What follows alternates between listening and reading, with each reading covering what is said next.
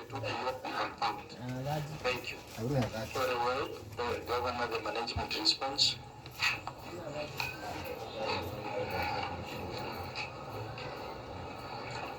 Okay, the management agrees that the loans have been outstanding for long. The recoverability of the loan has been hampered by deficiency in the fund's regulations. But actions taken include issues of demand notices to defaulters, joint meetings through national government administrative officers, and suspended advancing loans due to the existing defaults. I think what has also not been put there is just some, I would say, incompetence in those who are supposed to have recovered these funds. So it's not put there, but that's what I also discovered. Thank you. Senator, no, before you come in, the point is, let me get the response of the auditor. We verified as document presented to us for verification. However, sorry, I not finished here. Oh, sorry. Okay, sorry, there was some appendixes. Appendix 001A, the sample of the demand notices. Appendix 001B, minutes of meetings held through national government administrative officers and suspension of loaning facilities. So the fund has also planned for the following actions so as to ensure that the sustainability of the loaning program is sustained. One, revision of the fund's regulations to provide for two-tier vetting. The draft revised regulations have already been submitted to the County Assembly. Remodeling the product to provide more loaning to asset finance and for business loans to be secured by an asset as provided for in the revised regulations. Then three, amalgamation of Bungoma County Youth and Women Empowerment Fund, Bungoma Disability Empowerment Fund, and the trade loan scheme into one fund so as to increase the operational efficiency. So Appendix 001D is a revised draft regulation and the forwarding letter. Then there is provision for bad and doubtful debts was not provided in the financial statement. This is B. No, that's a different one. The same one. Okay, the same. The management agrees that no provision for bad debts was provided as the loans were yet to be classified as irrecoverable due to the ongoing efforts at the time. The management has taken note of the finding and commits to create a provision for bad and doubtful debts in the financial statements of the current financial year. The subsequent right of decision will be made subject to the provisions in the PFM regulations on write-offs. Thank you, Chair. Very well. Auditor, your comments on the response. One of the issues is that we note the management is in agreement with the audit observation. And in addition to that, the documents which they provided to us, we verified. However, this seems not to have had any positive impact on the same. The next issue is on provisioning, whereby provision has not been made, and management states that they are going to carry out the provisioning in the year 2023-2024 financial year audited accounts. On the same note, we observe that that is a futuristic comment, and it is not committal. At the same time, when a debt is outstanding for more than 5 years, the provisioning should be 100%, and therefore it's almost certain that the money is lost.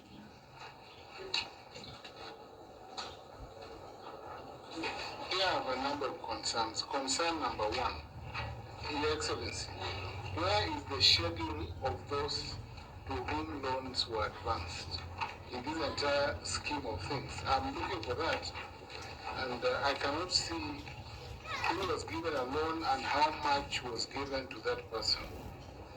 Number two, and so if there are people who are given loans, we want to know when, on what terms, if there are any documents, please avail the documents, and at what interest rates. Were they supposed to be repaid at an interest, or was it a loan given at a flat rate to be given, to be repaid within a year, whatever the time frame as well? So I want to see that document. So is there a loan document? Where is the loan document for each person? Did each person sign off or sign on to a loan document? Because what I see here are names of some people in groups. There is no coherent documentation on what, as to who was given what money. I can see some groups coming here, like, it is clearly a problem. Let's just have that sorted out. Number two, or number three for that matter, I have seen demand notices by the county asking for repayment. Can we have, please clarify measures that have been taken to recover the loans? Have we instructed advocates? Is it the department writing? Is there, please demonstrate a credible follow-up. Have we followed up the groups specifically to know whether or not they are able to repay this loan? I'm asking this, Chair, because we have experience with this scheme of loans. Because at times they advance to county staff, they advance to non-existing people, and there's need therefore for the governor, though he was not in office then, to have the department give all the documents that are necessary so that we can interrogate this question of loan. Lastly, Chair, you cannot write off a loan to individuals before you know who the individuals are and whether they are existing groups. If they are not existing, then this may require for an EACC investigation if the groups are not existing at all. Because if the groups are not, we must find out, are there groups there? That's all, yeah. So, Governor. Thank you, Chair. Actually, Zed has just raised the same issues that I did raise. For example, we may have given loans to people who really died. So that information actually should be provided, and I commit that it should be provided because I raised the same issues when before we even came here. So there was a schedule, we benefited, what's the level of recovery and all that. But now in the new management, what we have done is we have changed from the county itself managing the funds. We want it done through a financial institution, and quite a number of them have provided information on their capacity to be able to administer this, because it will be even easier to follow up than the county government itself through its agencies, because I think we've demonstrated incompetence not to follow up and recover the money. And again, when it's administered, my own experience, when it's administered through, say, the county government or even the national government, people take it as maybe campaign money, or they don't take it seriously to do business that the fund may have intended to get. So I think those are valid questions that have been raised by the Senator Kisumu. And I think I commit that we should be able to provide all that information as required.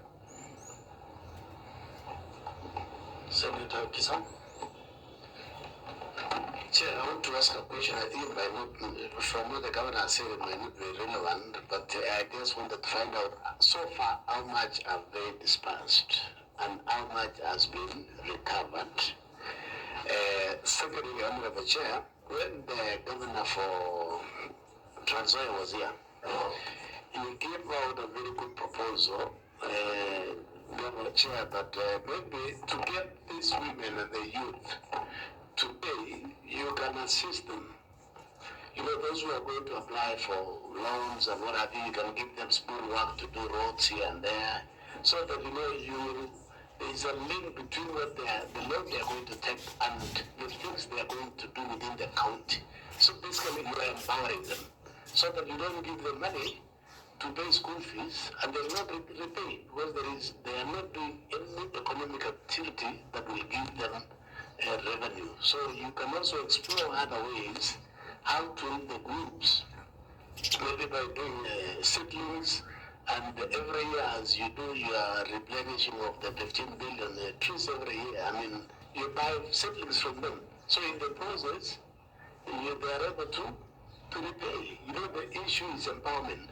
I had an issue when I became the MP for Marakwet West in 2013 2014, I raised close to 15 million to give the women.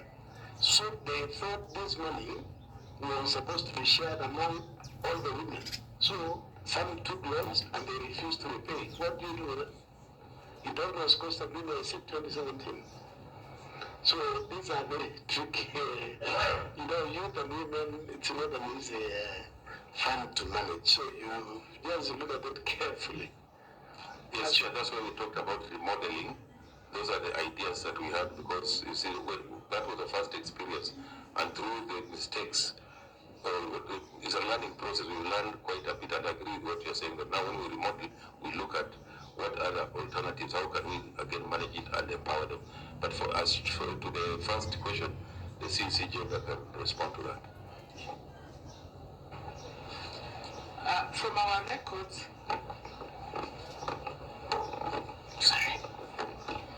we awarded 47,300,000. Out of this, we have recovered 23,749,806, and we have an outstanding of 23,550,194. That's not bad compared to other counties where there are zero recoveries. But I think the issue raised by the governor and I think Senator Ugenda, that we need to know who are those people who are still holding on to the money. And I think you can provide that list as well to this committee. Yeah. So any other issue members? Yeah,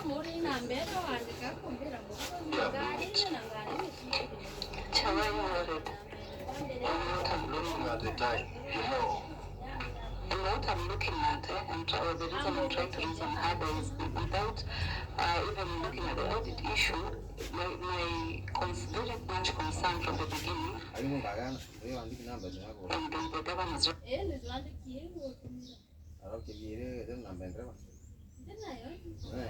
has only been on the deficiency of the funds regulation as stated.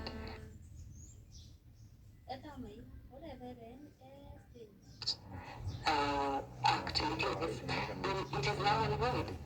And I wanted to ask the regulations, but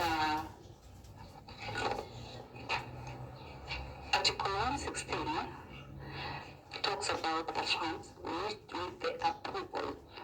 The key word is approval of the county executive committee and the county assembly. Now, I wanted to understand with the issue that you are bringing about, you're still talking about deficiency of the fund regulations. But you see, it's in Article 205 of the PFM Act. It's only the CS who's can enact regulations of the PFM. But now, are you still amending a regulation, or you're working on the act that needs to be approved by the county assembly of this particular fund? And number two, do you have the duration of the fund? How long should the fund be in place? Okay, let me give an opportunity to the CC Finance and how. Okay. So the chair, in your answer, you say whether you have an act to manage this fund and whether these regulations are drawing from that act. I think that's what you wanted you to clarify.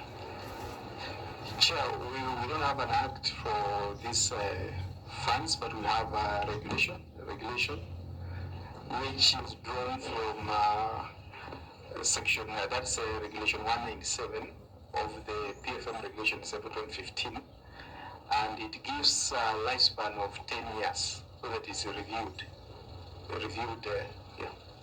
That's a problem. That's a problem.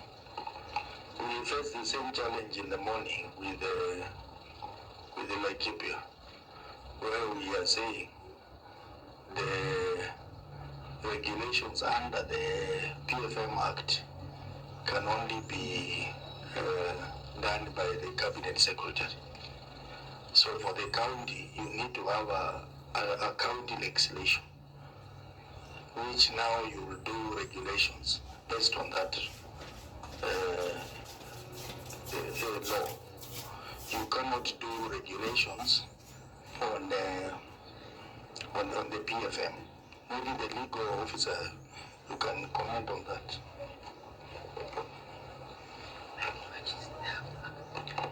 Chair, that's the correct position. Yeah, like now I can see for the disaster, which was a disaster, you have a law. You have a law. But this one, there is a problem.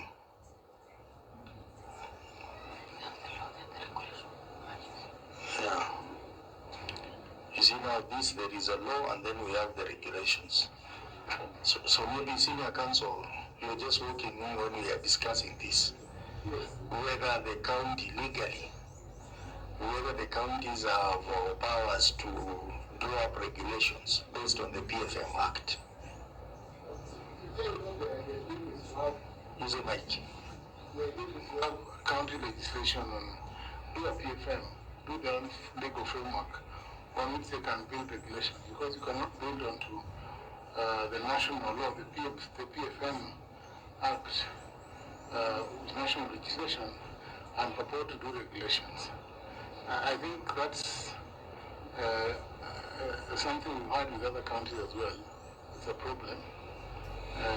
This is what the CAG probably should be advising our counties to do, how to comply with it. Let them have their own act, and they do what they need to do under the act. They can mirror national legislation. Why can they just do their own Kakamega, PFM, whatever, so they guide how they run their financial from FEB the same way to mirror national legislation. Then they have regulations under that act. That's what they need to do. Simple. Sure, I think we are guided and we will do the same. Yeah. So I think that's noted. It will come in our interim recommendations. Right. I just wanted to ask the governor if you have your county attorney with you in this team. Do you? Not today, but we have one. Okay, thank you. There's one acting. One of the one was also a victim of the purge that came with the new administration to address the malpractices that we are now addressing here today. So I have one acting, but not here today. Okay. Okay. So members, I think that's well noted. We will wait for the list to be given. Number two, the issue of the county law on this, and the regulations should be done after the county law. So that means what you have taken to the county assembly, you may need to withdraw, so that to align it to the law that you would have developed. So I think the last one was sustainability of services, which was query number 4 for the year ended June 2022. Auditor? Sustainability of services. The financial statements of the financial statement of financial performance. The statement of financial performance indicates that there was no disbursement of new loans. Similarly, the statement of comparison of budget and actual amount indicates that there was no budget for new loans during the year under review. The statement of financial position also indicates that there was no loan recoveries during the year. In the circumstances, the fund is not in a position to achieve the objective for which it was established, and no effort has been made to improve on the situation. Thank you. Very well, Governor, your response.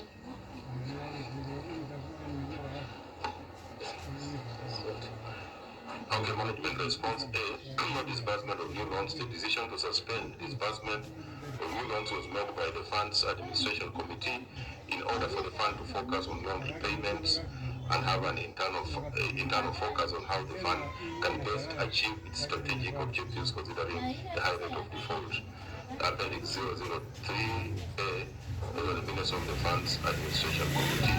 There will be no budget for new loans. The main source of financing for the fund include loan repayments and exchequer releases from the county government.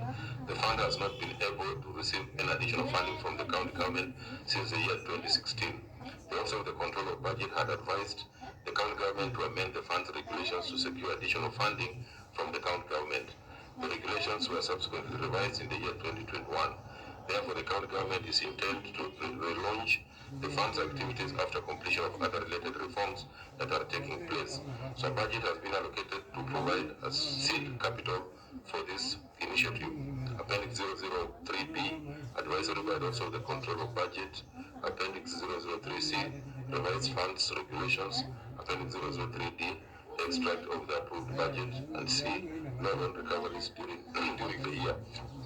So as explained under issue number 1 above, the recoverability of the loan has been hampered by challenges in group dynamics, deficiency in the fund regulations. I think I've explained that. Complete actions include issues of the demand notices to defaulters, joint meetings through national government administrative officers, suspended advancing loans due to the existing defaults. So again, the Appendix 003 has sample demand notices. Appendix 003F with meetings held through national government administrative officers and suspension of loaning facilities. So the fund has also planned for the following actions so as to ensure that the sustainability of the learning program is sustained. I think it sounds more of a repetition because I talked about the revision of the funds regulations to provide for two-tier effecting. The council revised regulations have already been submitted to the county assembly, remodeling the product to provide more learning to asset finance and for business loans to be secured by an asset as provided for in the revised regulations, the amalgamation of Mugoma County Youth and Women Empowerment Fund, Mugoma Disability Empowerment Fund, and the trade loan scheme into one fund so as to increase the operational efficiency. Again, Appendix 004, revised draft regulations and then forwarded later. Thank you, Chair. Very well. Auditor, your comments? The factors which led to lack of sustainability still exist on the funds. Maybe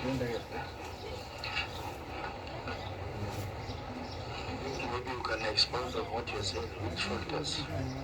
For instance, the lack of activity in terms of new ruling and the lack of activity in terms of recoveries. So this is evident that the fund is not able to proceed.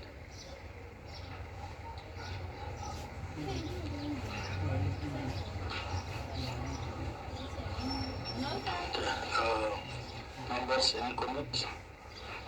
Yes, Chair. Now this fund was established by the governor then. He was out of office and he's now back in office. It's like having left your home and then you come and find your wife is married to somebody else. And she's pregnant.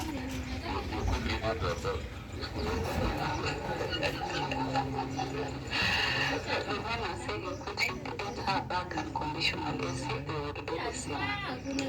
So in that regard, through the chair and the governor, this fund should just be abolished. The irregularities, the issues that are here, Chair, it becomes even difficult, like which question we want to ask. There is no act, the regulations are not in place. Senator, to cut you short, in the response, they have stated that they are doing a number of things. One, they are amalgamating this fund with the disability fund and with the trade loans scheme. So that's another way of addressing your concern. No, because you're not the governor and the governor is in place. No. And I'm happy because it's in a coalition that has a manifesto that talks about the hustler fund. And people will go for the hustler fund. You know, this is too much, whereby you have committees taking allowances and all that with the struggles. It's at 5 p.m. we are discussing something that we find that it's not having its own impact. And remember, I'm coming from a point that being a woman, this is a fund that I've always advocated for all the counties. Being a youth, I've supported this fund. But with what I'm actually seeing, you better concentrate with the other funds. This was your baby. This was your woman. You come back. She's gone. She's lost. What happened? Chair. I don't think all is lost. And I believe that I mean well when we started this. And remember, we are the pioneer governors. There was no devolution. So we came up with some of these ideas to empower women, to empower the youth, to empower people with disability. Of course, there are those operational challenges which we have learned through. That does not mean that we can abandon it, because maybe whoever took over from me did not understand exactly what I had in mind when I wanted to do this. That is why we are talking about remodeling. That's why we are talking about amalgamating them, now getting everything back into a proper perspective so that we achieve what we want. And that's why we are accountable. If you think Hustler Fund is for the national government, of course, it also benefit come from counties. But I don't think that those challenges can really necessitate us to completely forget about them. Let's give it a try and see how it goes by addressing the challenges that have been identified. I think that is the way to go. If it's a wife and she's still interested in me, she can still come back and we proceed from where we left. Thank you.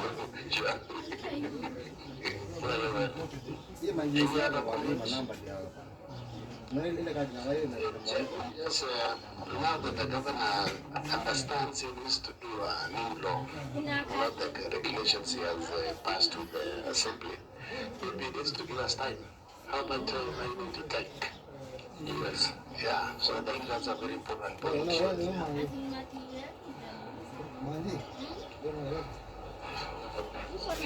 You know, because of many things that have come up, public participation, you can go to assembly, they're going on recess for Easter. After that, a lot of this, maybe 3 months.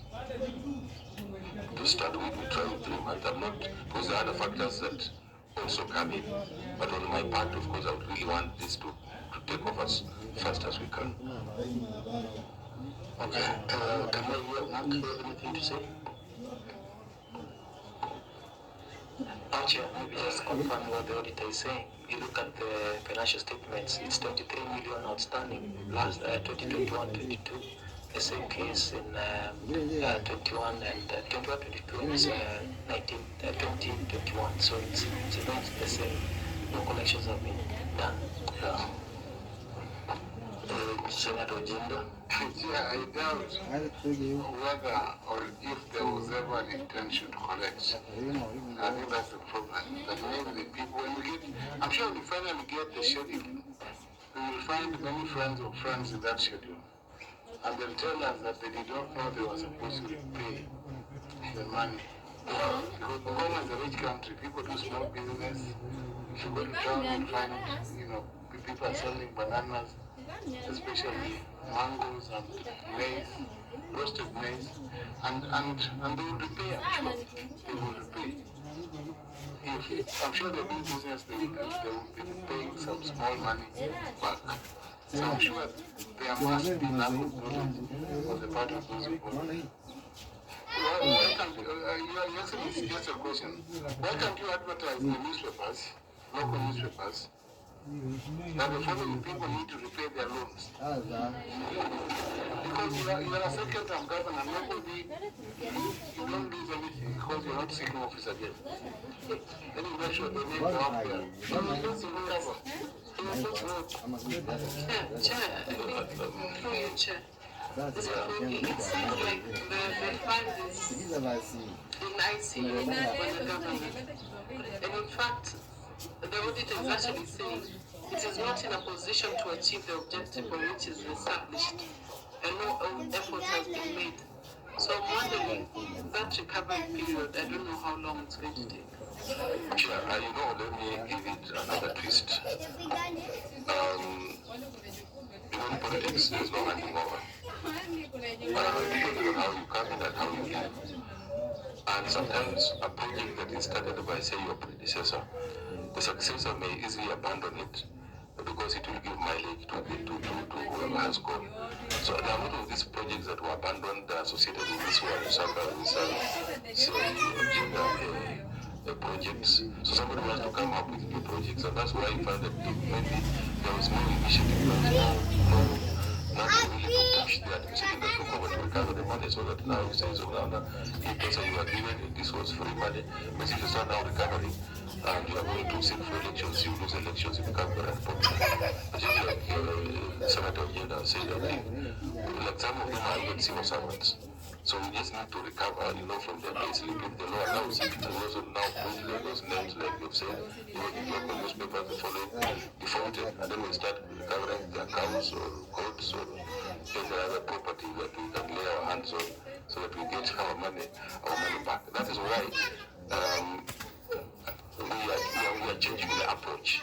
And also we want to go through financial institutions. If it is money, we want to go through financial institutions, so that if it's KCB, you will enter an agreement, they administer this on behalf of the county government, given the whatever terms that we will agree on. So now it's not me as a politician telling you to pay, but the bank that is telling you to give us back our money on some agreed model. So that's one way of looking at it. Thank you, Chair. Just on the same point, Chair, our fund is supposed to be revolving. It's supposed to borrow, have some levy, so that other people then benefit from that. So that at some point, once seed money is put in and there's repayment, the county needs not to spend anything in that fund. And that's the intention. But yeah, where I think the governor can make a difference, he's serving a second term. I'm told that some second term governors who missed skip the second term who want to go to court. That case will not succeed. So, because he can't have another term. Next year, he cannot run for MP or senator because he has been a speaker of Senate. That means he can only be a minister.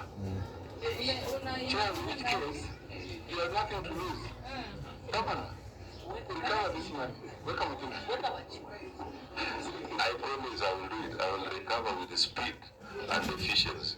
But Senator Ugenda, Senior Counsel, there is nothing that stops the Speaker from vying for Senate. I can't buy. I've been the head of that institution, so I cannot come to ask for permission from a speaker to travel to the US.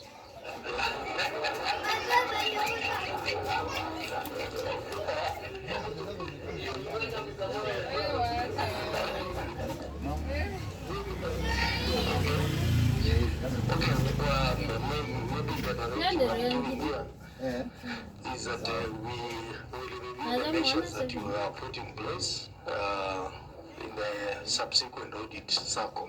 The measure of amalgamation, the issue of legislation, regulations, we will review them in the subsequent audit cycle. So, honorable members, that brings us to the end of the Youth and Women Empowerment Fund. As directed that the other issues, we will take the written response, but we note that most of those other issues are related to capacity and competence issues, which should be handled internally by recruiting the right people in those positions. Honorable members, because of time, I will not be able to read out the recommendations, but they will be done in a letter to the governor, copied to the senator. There are quite a number of recommendations that we are proposing. So, before we close the meeting, maybe if we have any closing remarks, members, I think you have talked quite a lot. And let me give the governor to say some closing remarks. On behalf of Bungoma County, I just want to say thank you so much for these conversations that we have had. Always insist on saying these are learning process, learning curve. Anytime we come and issues that are pointed out, as we go back, also we go to improve on them so that we can be able to run our counties in a more efficient way. Thank you so much for the cordial environment we have had this conversation, because remember, earlier on, it used to be very acrimonious between the senators and the governors, and even the governors didn't want to come because of the exchanges that used to take place. But I'm happy that today, and even when we came the other time, we were able to have a very good conversation in an environment environment that is very friendly. So on behalf of my team, I just say thank you so much.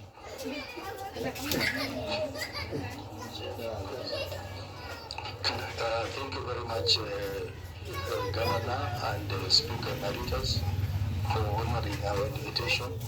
Indeed, we don't take it for granted, because some other person may look at it as having been the speaker of this same house to appear before senators. But I think you've been very cooperative. We thank you for that. And also we want to thank you because during your tenure as a speaker, you led to the split of the bigger CPAC committee into CPAC and the CPIC. That has given us an opportunity as Senate to have space to look at reports that we would not have looked at as a Senate. That is including investments and now funds. And you can see there are a lot of challenges in funds, and we hope that after this first round of review of the audit reports, we will begin to see better management of special funds in the counties, and that can be attributed to your tenure as a Speaker of the Senate. So thank you very much, and travel safely to Bungoma.